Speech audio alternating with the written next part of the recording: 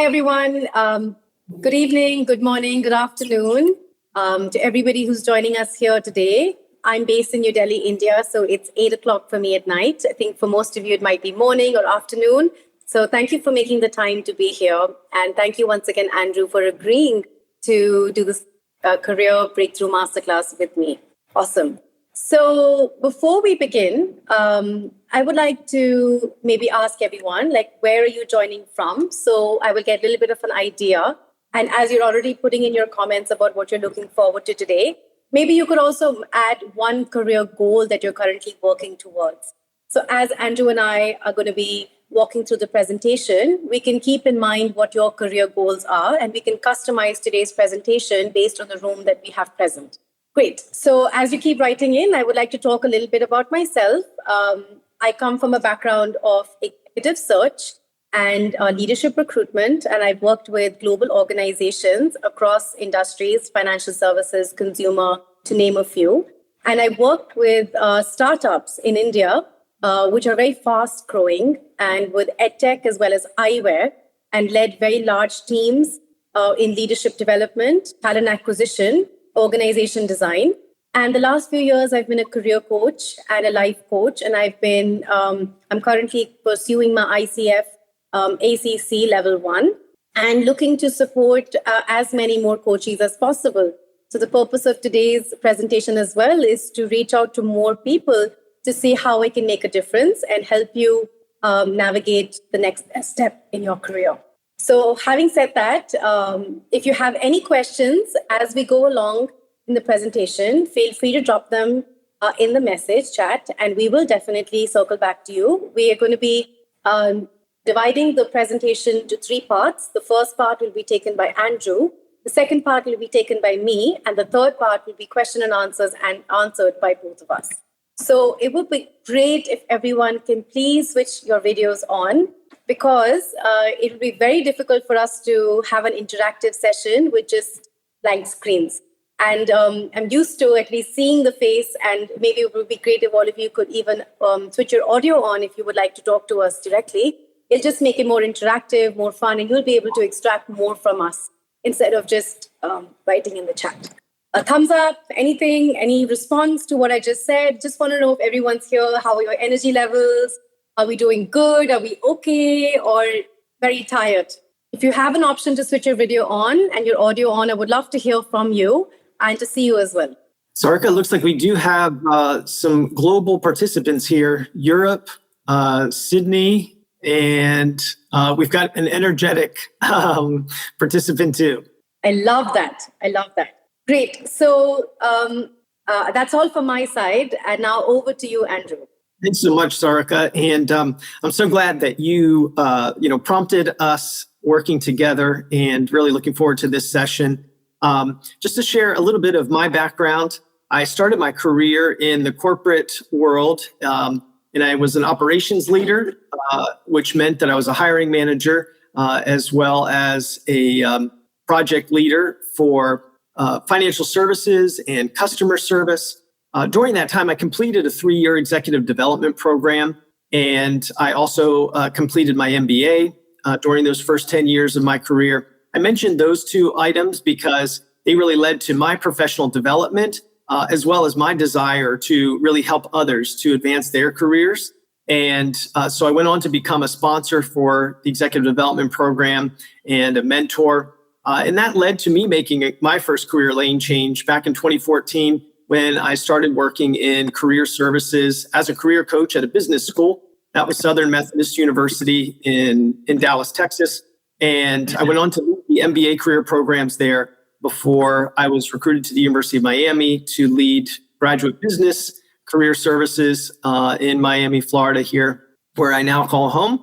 And then I did that up until about 5 years ago, when I made another pivot to working independently as an executive career coach and resume writer. And that's what I'll be covering the most today, which is resume, LinkedIn, and really what it means to articulate your value proposition. So we'll be getting more into that. But one thing I like to say about myself is, while I enjoy writing resumes and coaching, what I really love is serving and helping people. And so Sarika and I are so excited to be able to do that today with each of you. And we're really glad that you're here for our conversation. And again, as Sarika said, please keep comments coming in the chat. Feel free to turn on video and audio. We will not be disappointed or disrupted at all. We welcome your participation. All right. So the question that we would like to get started with is, why doesn't the best candidate always get the job? And the idea here is, if one candidate who has 20 years of experience and is meeting all of the requirements for a position, and another candidate only has 10 years of experience and maybe only meets 70% of the requirements, why is it that sometimes that candidate with less experience and less qualifications would receive the job? Does anyone have some explanation there, or maybe even experience, whether you were a candidate or interviewing, why that might happen? Well, I will share our answer with you today, and that is that talent is no longer enough. Qualifications don't always equal success, but visibility and your positioning and your ability to tell your story well are what equal success in today's very competitive marketplace. And that's an underlying truth that we will really unpack today in today's session, because we want all of you, of course, to have success in your career search and career advancement. All right, so as I mentioned, I'm going to be covering resume and LinkedIn sections now. Again, if you have questions about anything I'm presenting or anything else that you would like to hear about on these topics, please let us know here. But the formula I was just mentioning, skills, visibility, credibility, and relationships equal career success. And the reason we're saying that is that it's not going to be effective to only focus on your skills and your experience, but not make the connections. I call those human connections the currency, really, of the job market. Hiring decisions, ultimately, both Sarika and I have been in those positions, and we know that hiring managers are going to choose candidates that they feel like they know, they like, and they trust. And so in order for you to be known, you've got to be visible. In order for you to be trusted, you have to have credibility. And in order for you to be liked, there has to be some relationship there, some rapport built in that human connection. And so these are the real building blocks to candidates being able to really differentiate yourself in the market, whether it's for a specific role or even across a sector, depending on what your level and your target is. But as I was just saying, research shows us that it's really only those top 5% that are making those final cuts that are ultimately being selected. And maybe you've been in that position at some point where it feels like you're actually getting interviews, which is great in itself. But then it feels like you're just not able to land that offer, maybe make it to the final round, and another candidate gets selected, or they go with an internal candidate, these kind of things. And it's often that last 5% that makes the difference. And so we want to really help you in your thinking about, one, your awareness about that, and then your approach to your search and your career. So a little more practically here, why do people get overlooked or ignored? Maybe not even really being able to get to the interview process to begin with. So we want to talk here for a moment about the overall funnel, what it takes to actually be the candidate selected. In many cases, you see here, 1,000 applicants is not unusual in today's LinkedIn and Indeed environment. There's been that number has only grown over the past years. From what I've seen, especially starting with COVID and positions, more positions being available remote and positions being posted nationally, as well as now the increase in use of AI, where candidates are, using AI to apply for positions. Not necessarily always a bad idea, I don't think. But employers are more overwhelmed than ever with the number of applicants that they receive. And that makes your job as a job seeker that much more difficult. And so out of those 1,000 applicants, maybe only 100 resumes are getting selected, 20 people interviewed, 5 finalists, maybe only 3, maybe only 2 finalists, and then obviously only 1 hire. And really the first step in this process, if you're able to have your resume seen, is only a 6 to 7 second review by that recruiter. So this is why the resume and your messaging are so important. And we'll talk about that more here in just a moment. So the question isn't whether you're qualified enough, but is your value proposition visible? And we want to help address that today. On the resume itself, what are some things that are going to make a difference? Probably, I'm assuming everyone here is familiar with ATS, applicant tracking systems. Those are the computer scanning systems that are used by employers and recruiters to read resumes. And I'm going to start here on the left with a few things that you want to stay away from in general. This won't be true for every situation, but certainly most all of the time. Fancy designs with a lot of graphics or tables generally is not going to work well with applicant tracking systems. A nice, clean, 1-column format is typically what is going to work best. There could be a few exceptions there. If you're in a creative or design-heavy, industry or role, then sometimes those expectations are a bit different.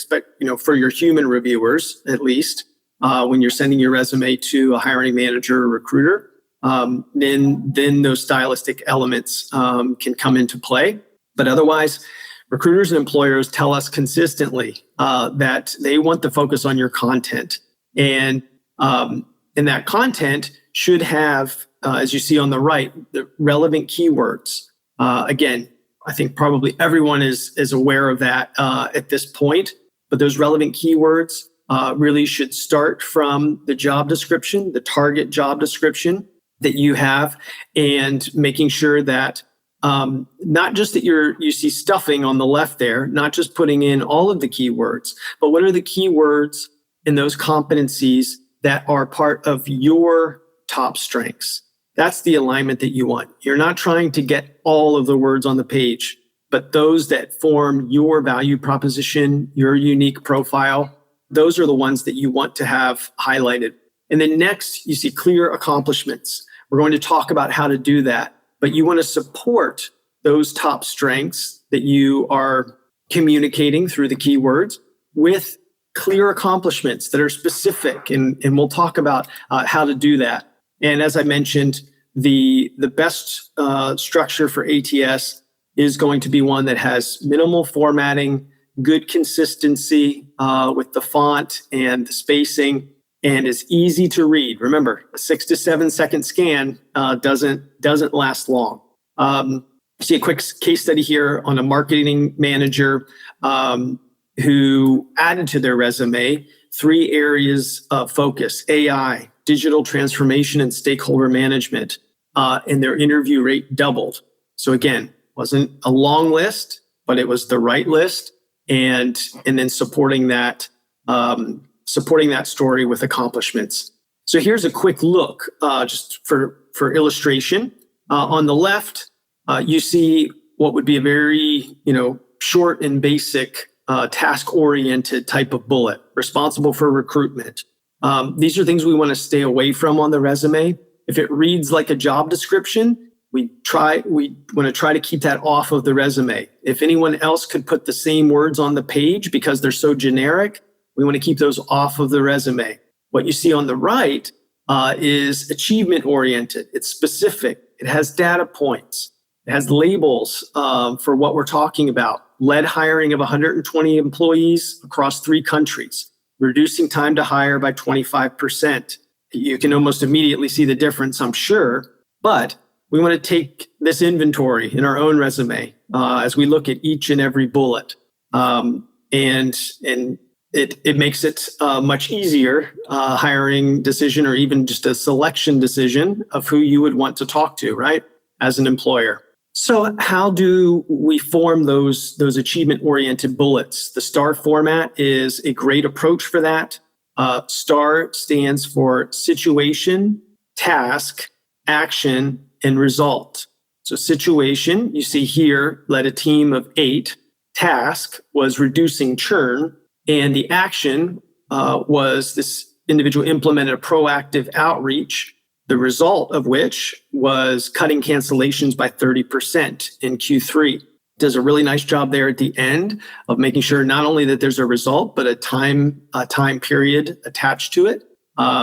That's always good to include. And wherever possible, using data points like the 8, team of 8, using specific and strong verbs like implemented, proactive outreach to describe, and then again, a result that's tangible and quantified is what's really going to stand out. Couple quick things that could be holding you back. Listing duties and not achievements. Kind of talked about that with the idea of a job description versus accomplishment statement. A generic summary with no positioning. So we have to be careful here on using too many keywords in a row. If we have long lists, 2 or 3 sentences in a row with lists of more than 3 keywords or ideas, that can just be overwhelming to the reader, and you're going to lose their interest. And no metrics or impact data. Actually, once had a consultant from PwC tell me at a hiring event that if he didn't see a statistic in a bullet, he just didn't read it. Now, it might be a little bit extreme, but you get the idea of what a difference it makes when you have those performance metrics. And even beyond that, even if you didn't, you had your own performance, or maybe your own performance wasn't exactly measured, but you were enabling, you were supporting performance or a business unit that performed. That's very important information to include as well. The size of the team or the number of employees reached, or these kind of things definitely add. So we want to lead with powerful results. Show your positioning. Not just what you've done, but also the strategy behind it, what you helped to create, and not just what you executed, but how you added new value to an organization.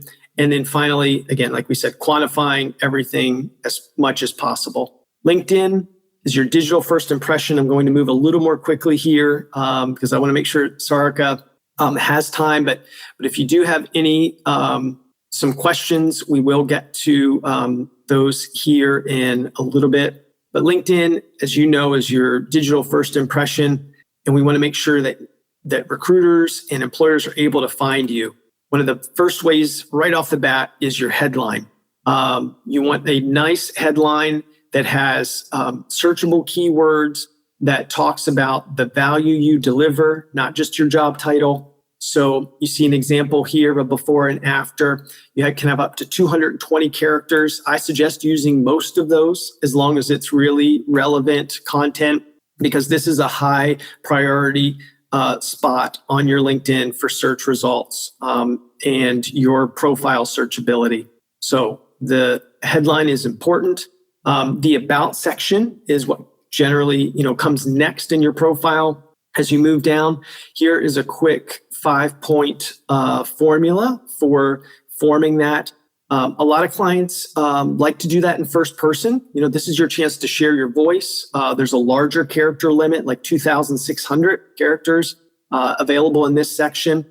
And so this is where you get to explain a little bit more than just your titles. Let your experience section do that, and let this tell a little bit more about you, your motivations, how you make a difference, and even a call to action. You see that noted, of what your elevator pitch or your target is, what you want your reader to respond to.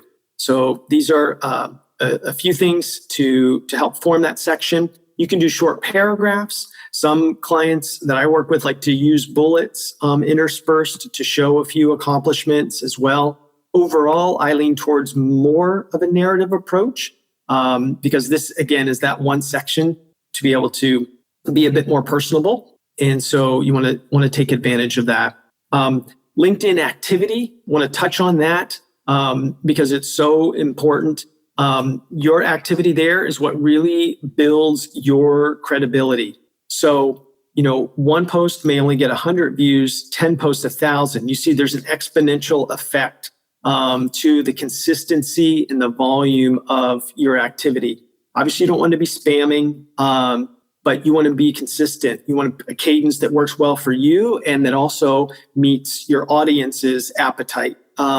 Knowing your industry, the type of companies and roles that you're looking for can build actually that attraction, getting recruiters' eyes on your LinkedIn profile and not just your resume. So that's a big piece of visibility here. The case study that I'd like to just kind of wrap things up with here is a professional who had been on a maternity leave and is now returning to the workplace and was getting 0 interview calls. Had updated their resume, but had not really thought through a lot of these points that we've shared already today. And the positioning, what was the clear target role, what were those keywords and top strengths that really formed the value proposition for this client. After doing that and updating the LinkedIn appropriately, multiple interviews started coming through in a matter of just a couple of months, and ultimately career success in that offer being secured. So that's what we know that everyone is shooting for. And I will now turn it over to Sarika. Thank you so much, Andrew. I'd like to pause here to ask if anybody has any questions so far. I do see some activity on the chat about some questions about personal branding, but regarding resume and LinkedIn optimization, would anybody like to ask any questions, or do you want us to pause here before we jump into the next topic? You can give me a yes or a no. Sark, I see one quick LinkedIn question here from Aniket. Does regular posting on LinkedIn help? I see that LinkedIn is becoming like Facebook these days. There's a bit of that, but I don't think there's anywhere, I don't think anywhere bigger or more prominent than LinkedIn. You might have asked that question kind of before we were going through about that activity, but yes, the consistency definitely helps establish your thought leadership, your visibility, if nothing else. So yes. And then there's another question saying, does sharing content and not creating your own count? It still counts. When you're going to share other content, it is usually best to do at least a brief commentary. So your thought about it, or a question that you felt came out of the content or is being raised, something to help the viewer to engage with the content as you already did. That will help, and it will look, it'll look less like a bot doing it on your behalf, and much more personal and inviting. Right. We have the next question from Alberto saying, what is the best way to get in touch with a recruiter? The best way to get in touch with a recruiter? Well, Sarka, I might let you speak first on that with your background. Sure. All right. I will jump into that. But before that, I would like to talk about, once again, there's another question. Are there any topics you should stay away from? Human rights. On LinkedIn, they do not respond. Okay. So, if you want me to address the question first, then I can jump right in. So Sure. What you could do is, like, whenever there's a job posting, you can try to find out who was the HR contact working on that position. And you can, if you have LinkedIn Recruiter or if you have a premium account, you can send an email to the HR or the recruiter. Please do remember that recruiters receive many emails and messages on a daily basis. So how you can stand out is the way you draft your message, and you need to have a hook. And in today's presentation, I am going to be talking about an elevator pitch. And I do feel that is something that we need to all practice to be able to talk about what you bring to the table, what you can offer, what you're good at in just, less than a minute. So I will answer that question as we go along the way. But a short answer is to finding out the HR person working on that position. You can do a little bit of a search, upgrading your LinkedIn to a premium account to get more connections, and writing the right message to the recruiter can make all the difference. Also using references, headhunters, search consultants could be another way. But I have to talk one-on-one to go deeper, as every strategy, region, geography would have a little bit of a different approach. But happy to talk more if anyone would like to after the presentation. Okay, so keeping in mind the time that we have, I'd like to jump right into the next topic. As you all know, that I'm a career and life strategist and coach. I've shared my LinkedIn in the chat. So anyone who would like to connect with me, please feel free to do so, to have one-on-one conversations with me afterwards. So we can move on to the next slide. So let's talk about professional branding and interview success. So I'm first going to talk about professional branding. Now, most people think professional branding is something only influencers, entrepreneurs, or speakers, only public speakers need. But that's really not the case. In reality, is every single one of us, we need to develop our own personal and professional brand. Okay? So whether you've intentionally built it or not, people already have perceptions about you at work, whether it's your peers or your boss or your subordinates. So let's do a quick exercise. In the chat box, if you move to the next slide, please, Andrew. In the chat box, type 3 words that you believe your current or previous employer would use to describe you. So let's think of the top 3 words, and you can just mention the first word that comes to your mind. If your current or previous employer would use to describe you. And examples could be, are you reliable or strategic? Are you collaborative or innovative, results driven? Very nice. Go-getter. I see proactive, team collaborator, expert tech. Very nice. Keep them coming. Hard worker, team player, proactive. Well done. Can we have a couple more before we move on? Accountable, proactive, go-getter. I see proactive is a very common one. That's nice. I like a dog with a bone. Okay, very nice. So what is interesting about all your responses is that these words form the foundation of your professional brand. So let's take a moment to think about that.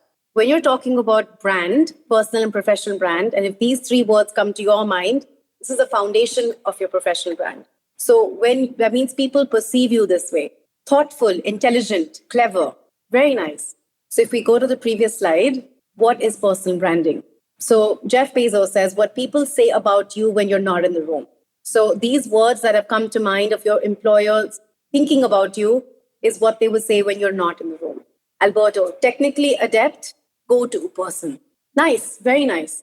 So it looks like all of you already have a very strong foundation to start working on your personal and professional branding. Now let's talk about how do we go deeper in this. If we move on to the next slide, the personal brand triangle.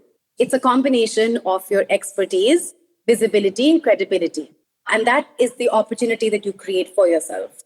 Okay, we have one more answer by Nida. Consistent, innovative, result-driven. Very nice. I like that. So we're going to talk about elevator pitch. Is there anyone in the room? You can raise your hand, write a message, or switch your video on to tell me what is an elevator pitch. Have you ever heard of it? If you are with CEO in an elevator. Yes, exactly, Aniket. So if you are with a CEO or a board member or a senior CXO in an elevator, how much time would you have? 30 to 60 seconds to introduce yourself. And what would that include? You like to talk about who you are, what you do, what values you bring, and what you're looking for, right? So it should be memorable, authentic, and conversational. Yes, Alberto, that's correct. That's right. So what is the biggest mistake that people make when they're doing their elevator pitch? Most people introduce themselves by saying, hi, I'm so-and-so, and I have an MBA, and I have studied this, and I have 20 years of experience. And you know what? The CEO switched off. That's not the way for you to start presenting yourself and talking about yourself. So how should it be? We need to talk about a framework. It's called the present, past, and future framework. So what does that look like? I'm going to put it in the chat box so that all of you can read it over afterwards.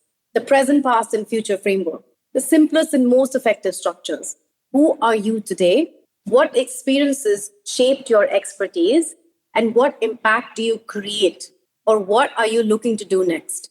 So let's just take a moment to think about what could be my elevator pitch? What could be your elevator pitch? If you were in the elevator with a CEO and you would like to speak to this person to grab their attention for the next opportunity.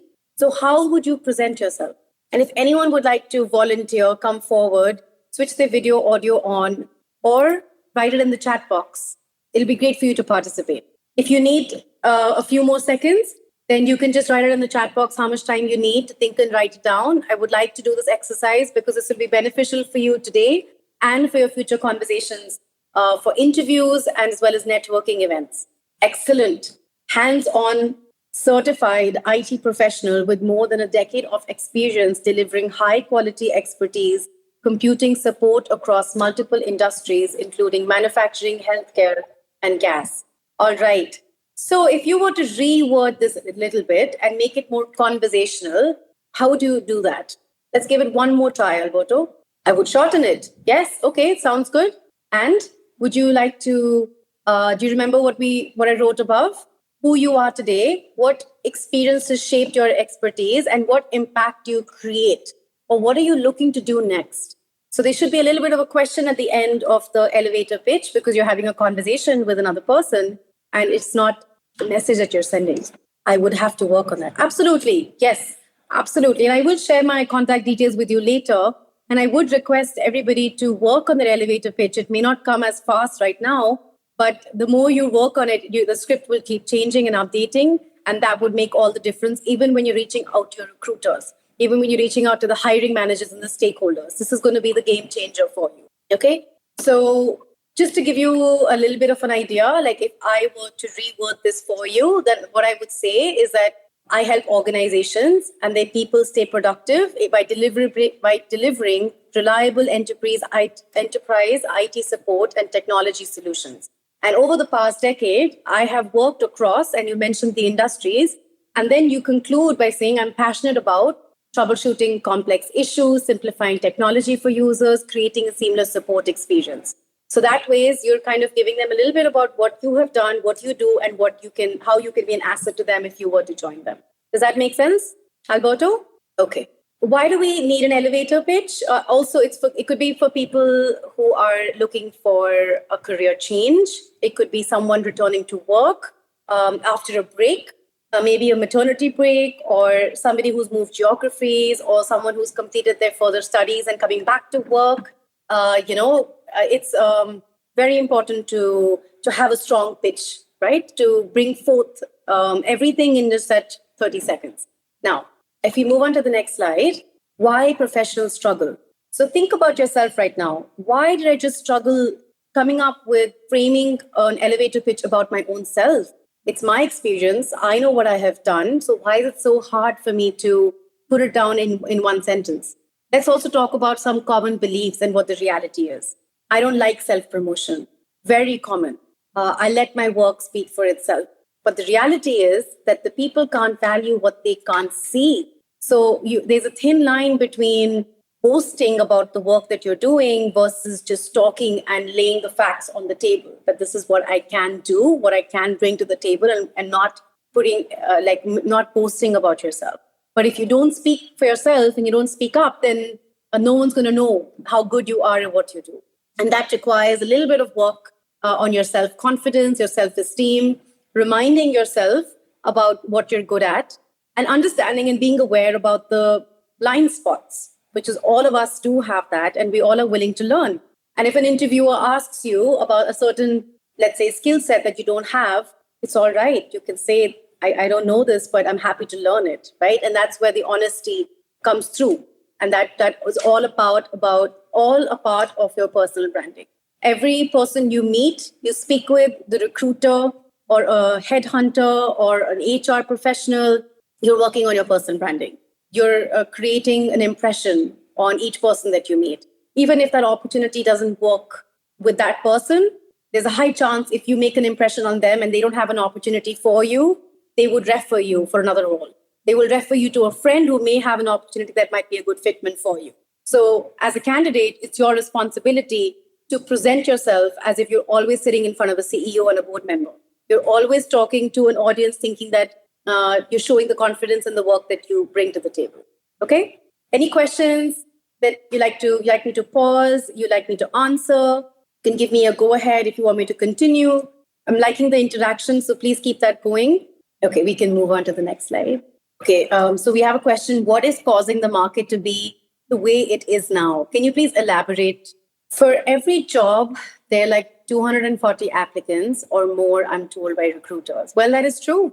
That is true. I used to receive almost 100 resumes a day for a position I would open, list online. And for me, the differentiator would be how you present yourself. And that's why my focus today is the elevator pitch. Can you use the elevator pitch as a summary in your resume? Yes and no, because a resume is a document where you're listing your experience, and a summary, it's written, versus an elevator pitch, you're speaking to someone, so it'll be more interactive. But yes, there'll be an overlap between the two, and it can be structured in that way. However, in your resume, you can start off with the domain expertise you bring to the table, as well as mentioning the years of experience and the geographies that you have worked with, and end by saying, why did you apply for this role? Because you're customizing a resume for every position that you're applying for. It cannot be a one size fits all, and maybe a little bit shorter because we have restricted space on the resume. So maybe 2 or 3 lines, I would say, for your summary. An elevator pitch could go up to 30 to 60 seconds because you're speaking. All right. So my career transition story, it doesn't have to always be planned and linear. I started in executive search, worked with an Indian boutique firm. Then I moved to a global executive search firm. Then I was handpicked by the CEO and founder of the startup. Then I moved to the US in New York to study at Columbia University. From there, I moved back to India, to Bangalore, and joined the corporate world. And after that, I decided to be an entrepreneur. And it was a personal decision. I felt like I didn't want to work 7 days a week and 14 hours a day anymore. Wanted to start a family, and there were certain priorities that I wanted to make. So I feel like it's in your hands. The career that you want to choose and the path that you want to go on, it's up to you. It's how you present yourself, how sure you are of yourself. That is the way the interviewer is going to mirror that same energy. So instead of doubting why you're not being called for an interview, think about, where do I stand on a scale of 1 to 10 on my confidence level? How do I feel about where I am today? How do I feel about what I have accomplished? And how certain am I that I can really do the job when you're applying for a role? I'm also a pianist, so I have my own studio. I've been teaching piano for 20 years, and I continue to do that along with my career. And I have 2 boys, and I'm managing my work and managing my children. And it's really about how you manage your routine. And for me, when I talk about being a life strategist and career strategist, it comes from a place of being centered and being mindful and meditating and doing that one thing that helps you fill your cup. And if you are operating from a place where you feel there's abundance, the universe will not stop you from receiving that. So my philosophy in life is that the more you look after yourself, the more sure you are of yourself, the more confident that you will give out that energy. And with law of attraction, you will receive that. It's how you present yourself when you walk into any room, how you talk to people, whether it's for a job or not. You're presenting yourself as if you're speaking to a CEO all the time. You're writing messages. You're starting with your posts on LinkedIn, keeping in mind that I want to make an impression. Okay? Moving to the next slide. Okay, interviews. If you consider an interview as a test, it will show in your body language. We don't want to see nervous signs. A lot of candidates I have met, they would place their hands, under their legs or on the side of their chair, or they would not have eye contact with me. These are signs that you're not feeling confident. And automatically, if you're not able to speak to the interviewer directly, then how are they going to ask you the questions, and how are they going to try to extract the information that they do need? And then you're going to lose that sure shot that you have of it, even coming this far. So it doesn't really stop at just working at resume and LinkedIn. it's a whole cycle. You need to be able to pass all the levels, right? And not consider it as a test, but really consider it as a conversation. Think of it as a networking opportunity. We're talking about the work that you have done, and we're talking about stories of the work that you have done. So, storytelling is the next topic that I would like to talk about. And before that, I'd like to pause if anyone has any questions so far.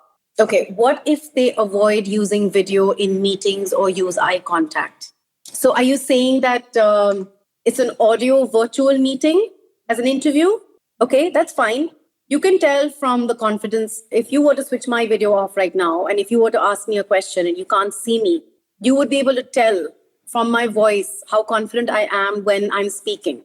And if I don't know something, I will say it upfront. If I'm pausing too much or I'm stammering too much, that shows that I'm nervous. And when you're a recruiter on the other side and you've met thousands and thousands of candidates over your entire career, it takes a few seconds for me to know whether this person is a yes or a maybe. Any tips to avoid being nervous? And absolutely. So you need to be 100% prepared. And that's a whole a different conversation about preparing yourself for the interviews. But I can talk about a few things right away. One is doing your due diligence on the interviewer. See this or him or her videos online. See what kind of a person they are. If they have any podcasts or any articles, anything that they have written online, and you want to get to know a little bit about them. So you're kind of understanding a little bit about their personality and what you can expect in the interview. Number two, asking people who have worked in this organization or current colleagues of the person that they're hiring for at this firm about the role, about the company culture, about what are they expecting. You can ask the recruiter, you can ask the headhunter, you can ask other people around. So when you're entering the room, you're already aware about what they're expecting from you. The more information you have, the more confident you will be. And if they leave you in the dark and they don't give you this information, you can always say that I would like to be better prepared and I would like to do well because I'm really looking forward to, converting this opportunity. So it would be great if you can please help me with these questions. And you could ask that before you go in for the formal interview. Okay, so understanding the culture, doing due diligence on the interviewer, understanding about the role, what are the expectations about the company culture, why did the previous person leave? What was the reason for that, right? Try to find out, do a little bit of due diligence on that. That was there an issue on the candidate side or at the company side?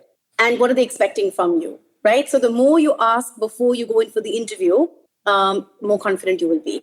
Another thing would be about storytelling that I was just going to talk about is make a list of all your achievements, all the good work that you have done, and come up with a story around every point.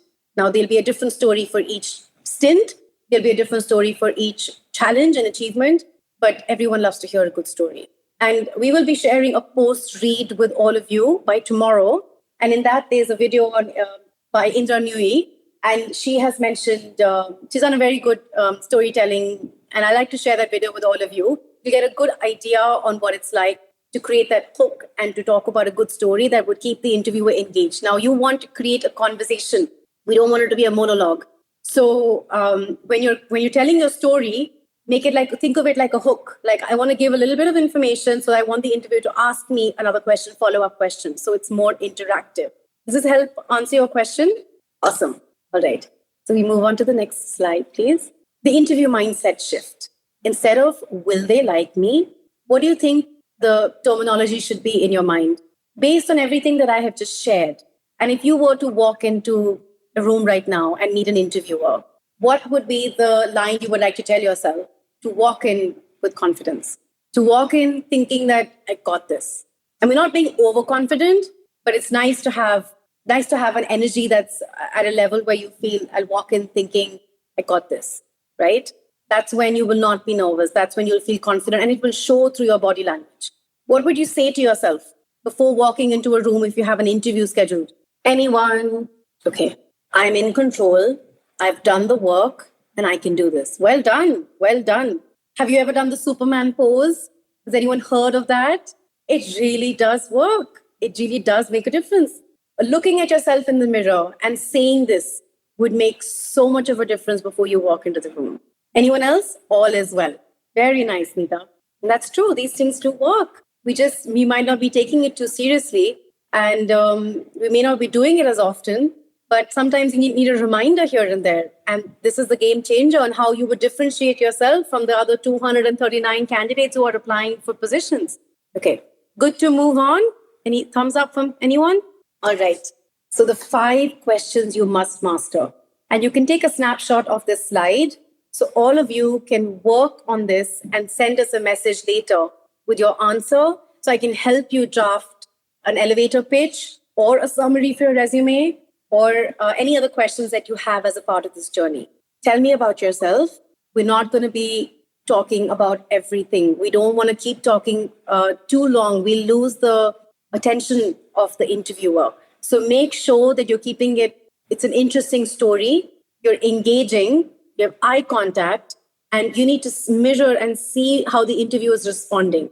If he or her is looking here and there, they're not interested, you have to stop speaking and you have to change the direction of what you're saying. You move on to why this role. Why should we hire you? Just think of it from an interview standpoint. They have hundreds of candidates writing to them on a daily basis. Out of that, they have a long list and they have a short list. And then if we get lucky, we're called in for an interview. So you need to stand out from that crowd. And what would make that difference? Why should we hire you? What are your biggest achievements? And we don't want them to be listed that I've done this and I've done that. I want stories. I want statistics. I want data. And the way you talk about the story is going to make all the difference. And you should always end the interview with questions for the interviewer. We don't want it to be one-sided, where they're asking you everything. The interviewer should also feel that you are asking them questions because you're interested about the role and you want to understand what the role would entail. And it gives them a feeling that you've done your due diligence and homework about the organization and about the position, and it leads to a conversation. Does anyone disagree, or do we agree with this? Would anyone like to work on this and send us a message later so we can help you fine-tune it if it's required? All right, we'll move to the next slide. So tell me about yourself formula is we're talking about the present, past, and future. Okay, so and if you've had career breaks, it's okay to mention them. You could give a reason. You could talk about growth. And you could say that you needed some time away for your wellness, well-being, for your family member. And it's okay to talk about it. We all are human. We all have certain reasons for what we do. And don't try to trick the HR. So don't mask it on your resume, on your LinkedIn profile. The HR will figure out one way or the other. Let me tell you that. The amount of due diligence that you do as a recruiter and HR person, we probably do more to find out about the candidate before we're meeting them, because we want to see the right fitment and we want to make the position work as well. So be honest.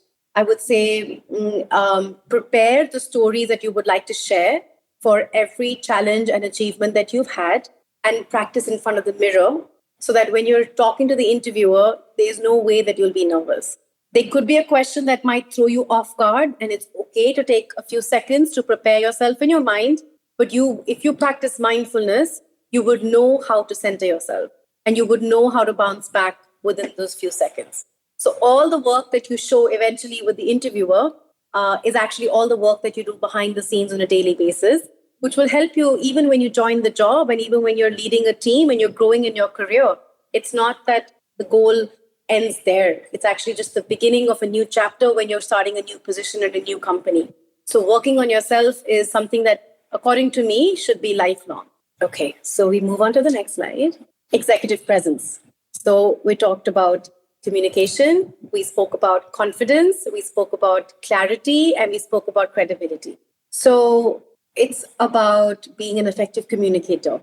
The confidence that you show cannot be charisma. It's really the homework that you have done, the information that you have about the employer, about the role. Clarity is again, your clarity of thought would show in the clarity of speech. How articulate are you? If you're not able to understand a question that the interviewer is asking, it's okay to ask them to ask you again and not give the wrong answer because you feel embarrassed to ask that question again. It's okay. So the more clear you are, you need to be clear. You need to understand. So communication, confidence, clarity, and credibility. Credibility is they would take a reference on you. As a recruiter, I would do it for every candidate that I would hire. I would do a reference on them. So I would either ask the candidate to share, or I would do a confidential reference.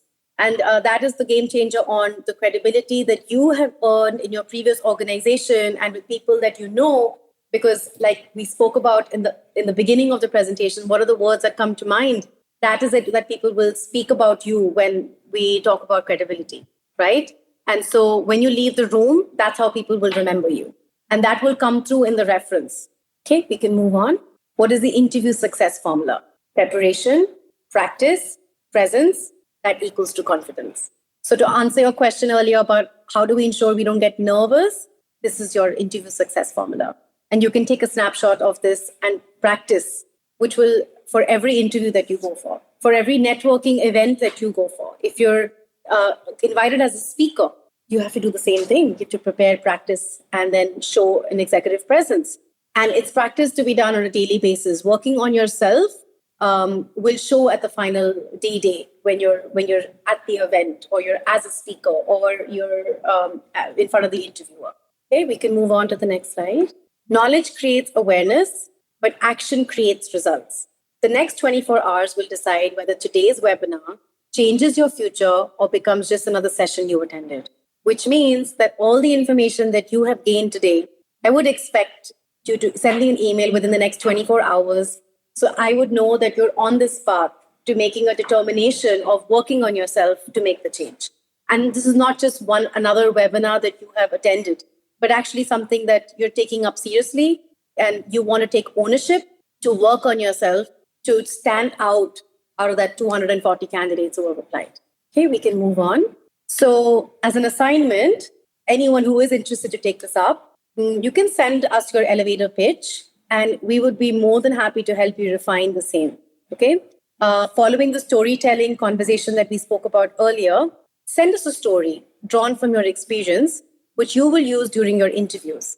And then we can help you fine tune that if it's required. It might be a little bit longer conversation. So of course we can fix up a one-on-one conversation. You can reach out to us through the platform or on LinkedIn, and we'll be happy to help you with this. Okay, so we can move on to the next slide. This is just the beginning of a series of masterclasses. We will be talking about other topics. And if anyone is interested, on any other topic, you can please let us know. We'll be happy to talk about it to help you in more detail. Anything to do with effective communication or negotiation, decision-making under ambiguity, the power of perspective, and many other topics. So we're planning to do more of this. So you let us know what interests you, what will be beneficial. We'll try to figure out how to make this more interactive. So we allow you to switch your video and audio on. It'll be nicer to have a two-way communication. And I'm looking forward to seeing how this goes. Tell me about yourself. Absolutely, Aniket. Let us know. Send me a message. Let us know. We'll talk about it, and I'll be happy to address. I would like to go back to your question, Aniket. Would you remind me what it was that you sent in the beginning? You said, where are you in your career at this stage? You said you're feeling stuck.